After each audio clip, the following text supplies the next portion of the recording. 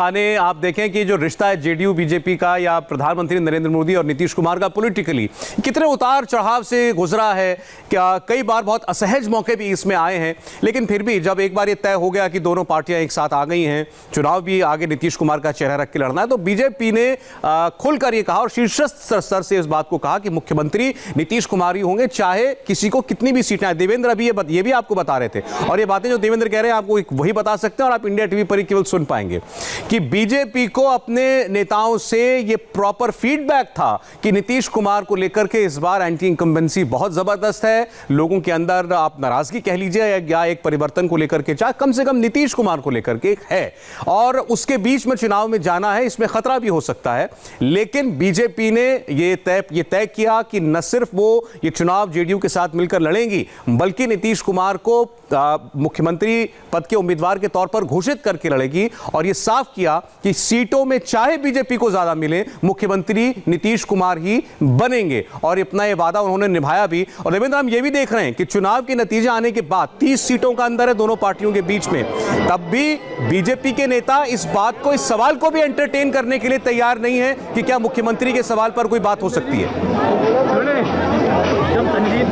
निश्चित तौर पर सौरभ, और एक बार जब तय हो गया था वो फैसला अगर प्रधानमंत्री नरेंद्र मोदी के स्तर पर हुआ, तो जाहिर तौर पे बीजेपी संगठन के तौर पे इस बात को बिल्कुल भी रीथिंक भी नहीं कर सकती थी। बीच के दौर में भी जब सुगबुगाहट शुरू हुई और हमने शीर्ष स्तर पर टटोलने की कोशिश की ऑफ रिकॉर्ड कि क्या कोई ऐसी स्थिति हो सकती है कि अगर बीजेपी के आंकड़े बहुत ज्यादा हैं, अगर एलजेपी के पास सीटें बहुत अच्छी आ जाएं, जैसे 15 से 20 और बीजेपी 80 से 90 आ जाए, तो क्या कुछ निर्दलीय कुछ अदर्स को जोड़ के ऐसी कोई तस्वीर बन सकती है जिसमें बीजेपी अपना सीएम बना दे। तो बीजेपी के टॉप लेवल से हमें सीधे इस बात को लेकर कहा जाता था कि अगर प्रधानमंत्री नरेंद्र मोदी ने यह फैसला कर लिया, प्रधानमंत्री मोदी ने सार्वजनिक तौर पर इस बात का ऐलान कर दिया कि नीतीश कुमार ही मुख्यमंत्री होंगे, तो पीएम की जो क्रेडिबिलिटी है उसमें रीथिंक का भी सवाल नहीं, ये विचार भी नहीं आ सकता, चाहे जेडीयू को कितनी भी सीटें आए। और दूसरी चीज ये जो बताई गई उस समय हमें कि अगर ऐसा करना रहता तो पीएम निश्चित तौर पर सार्वजनिक तौर पर इस बात को कहते भी नहीं। और मैं आपको सौरभ एक और दिलचस्प चीज बताऊं कि आपको याद होगा कि जब महाराष्ट्र में उद्धव ठाकरे और अमित शाह के बीच एक बात चली कि उद्धव ठाकरे का यह दावा था कि अमित शाह ने उन्हें कहा था 2.5 साल के सीएम पद का, तब भी प्रधानमंत्री मोदी ने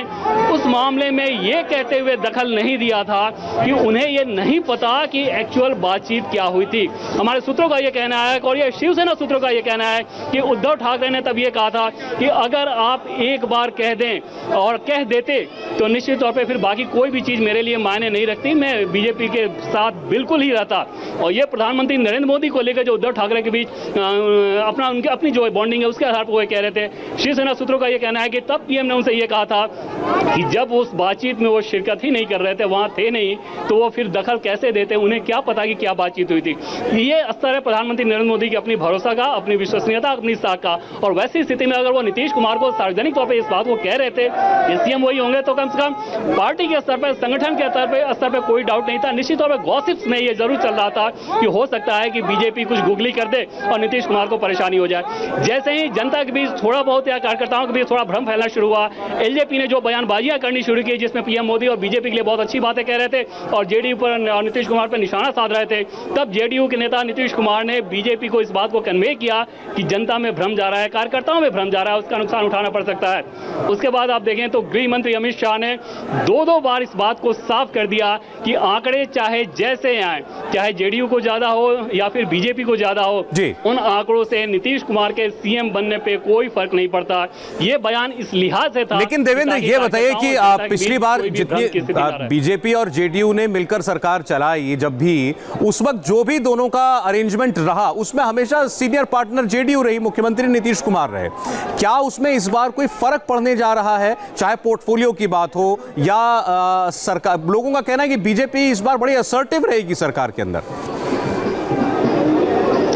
और शुरू में तो निश्चित तौर पे नहीं है, जो फैसले लिए जाएंगे उसमें बीजेपी कहीं से भी ये मैसेज देने की कोशिश नहीं करेगी कि नीतीश कुमार को वो अनकंफर्टेबल करने की कोशिश कर रही है, क्योंकि उन्हें ये पता है कि अगर कोई भी वैसा फैसला हुआ तो नीतीश कुमार ज्यादा अनकंफर्टेबल हो जाएंगे। और पोर्टफोलियो के लिहाज से सौरभ अगर आप बात करें तो ऐसा नहीं है कि बीजेपी को एलाइज के तौर पर कभी वहां पोर्टफोलियो से कंप्रोमाइज करना पड़ा है। और सुशील मोदी हमेशा वित्त मंत्री रहे हैं, पथ निर्माण मंत्री नंदकिशोर यादव रहे हैं, स्वास्थ्य मंत्री पहले अश्विनी चौबे थे, अभी मंगल पांडे रहे हैं। तो जिस पोस्ट को पोर्टफोलियो को आप मान सकते हैं कि यह बहुत अच्छी पोर्टफोलियो होती है जिसमें जनता के बहुत सारे काम करने होते हैं, वो बीजेपी के पास ऑलरेडी रहा है। कृषि मंत्रालय भी ऑलरेडी बीजेपी के पास है, डॉक्टर प्रेम कुमार यहाँ पे कृषि मंत्री हुआ करते थे पिछली सरकार में। तो ये सारे पोर्टफोलियो को लेके कोई बहुत ज्यादा वहाँ पे उलटफेर की गुंजाइश वैसे भी नहीं है। और दूसरी चीज की बीजेपी निश्चित तौर पर ये मैसेज देने की कोशिश नहीं करेगी, और ऐसा ना करने के पीछे सिर्फ ऐसा नहीं है कि कोई नियत की बात है, क्योंकि पॉलिटिक्स में नियत बहुत ज्यादा मायने नहीं रखता। बीजेपी की अपनी जो पॉलिटिक्स है उसमें भी वो ये मैसेज देने की कोशिश नहीं करेगी, और उसके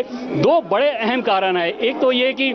जो ईबीसी वोटर हैं, बीजेपी को पता है कि उस ईबीसी वोटर में नीतीश कुमार की अच्छी साख है। हालांकि निश्चित तौर पर नरेंद्र मोदी की तुलना करें तो नरेंद्र मोदी ईबीसी वोटर्स में ज्यादा पॉपुलर है, फिर भी राज्य के स्तर पे नीतीश कुमार उस ईबीसी वोटर्स के चेहरा हैं, महादलित के चेहरा है। और ऐसे में बीजेपी कोई ऐसा कदम अभी नहीं उठाना चाहेगी जिसको लेके वहां पे कोई खराब मैसेज आए या नीतीश कुमार अनकंफर्टेबल हो। दूसरी चीज की नीतीश कुमार कुछ भी कर सकते हैं। अब बीजेपी के नेताओं को ये बखूबी मालूम है,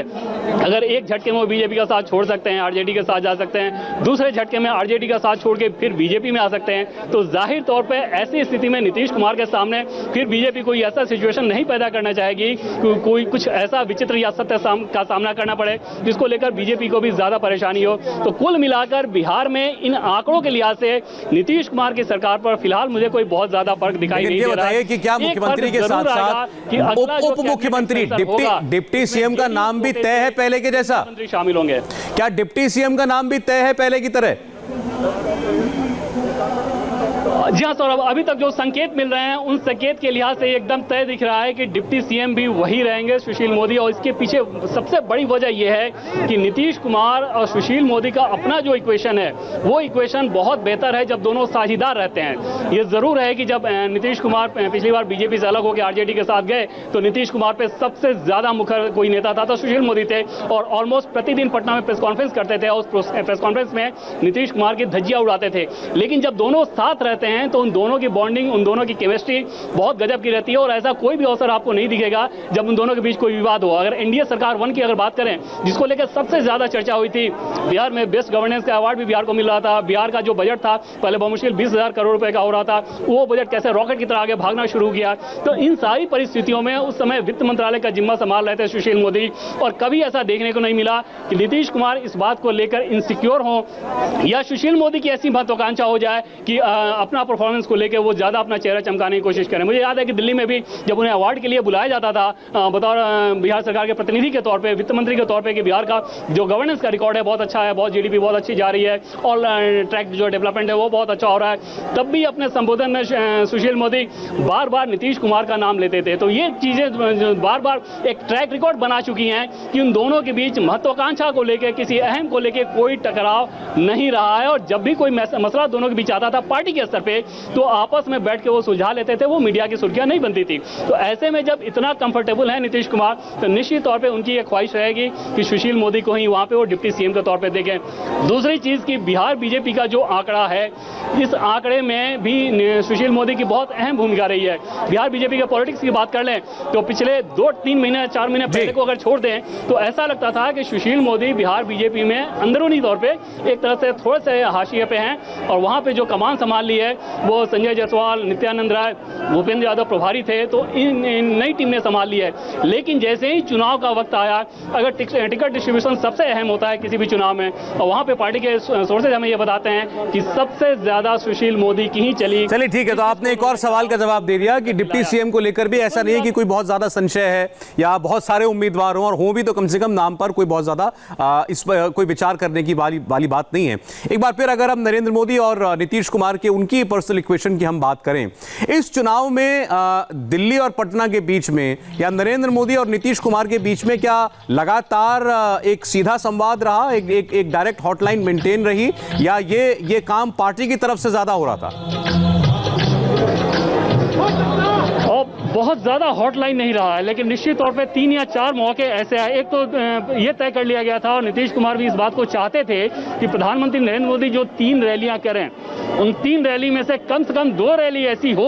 प्रतिदिन हर एक ट्रिप में। कुल मिलाकर 4 ट्रिप जाना था पीएम मोदी को, तो उस ट्रिप में नीतीश कुमार भी पीएम मोदी के साथ मंच पे रहे। तो रैली में एक बार जब रैली खत्म हो जाती थी तो उसके बाद फिर दोनों नेता गुफ्तगू करते थे, और कोई वैसा इशू रहा तो वो उस इशू का डिस्कशन हो जाता था।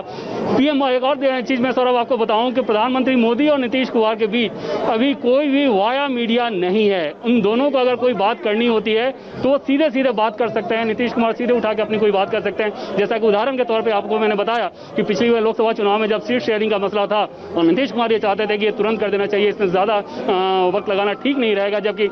बीजेपी संगठन के तौर पर ऐसा नहीं सोच रही थी। बीजेपी ये मान के चल रही थी कि अभी थोड़ा और वक्त लगना चाहिए। तो वहाँ पर उन्होंने सीधे पीएम मोदी से बात की थी और पीएम मोदी ने बीजेपी संगठन को ये कहा कि नीतीश जी ऐसा चाहते हैं तो कर देना चाहिए। तो जाहिर तौर पे दोनों के बीच एक इक्वेशन है और वो इक्वेशन इस चुनाव में भी देखने को मिला। हालांकि नीतीश कुमार के तौर पर निश्चित तौर पे आप ऐसा कह सकते हैं क्योंकि अपनी सारी उम्मीदें उन्होंने प्रधानमंत्री नरेंद्र मोदी पे टिका रखी थी, इसलिए अपनी तरफ से वो बहुत ज्यादा सलाह देने की स्थिति में नहीं थे और उस लिहाज से प्रतिदिन जैसी बातचीत जैसी कोई स्थिति नहीं आई, क्योंकि नीतीश कुमार कुछ सलाह नहीं दे रहे थे। प्रधानमंत्री नरेंद्र मोदी जो अभियान चला रहे थे, नीतीश कुमार सिर्फ उसमें सपोर्ट कर रहे थे। जी सर। अब देवेंद्र, एक दो सवाल और रह गए। एक तो ये बात और बताइए, अमित शाह जी की तस्वीर स्क्रीन पर चल रही है, बहुत से लोग इस बात की भी कई लोग चर्चा कर रहे हैं कि क्या अमित शाह का कैंपेन में न जाना केवल और केवल उनके स्वास्थ्य से जुड़ा हुआ था या बिहार में उनका कैंपेन करना नीतीश कुमार को सूट नहीं करता?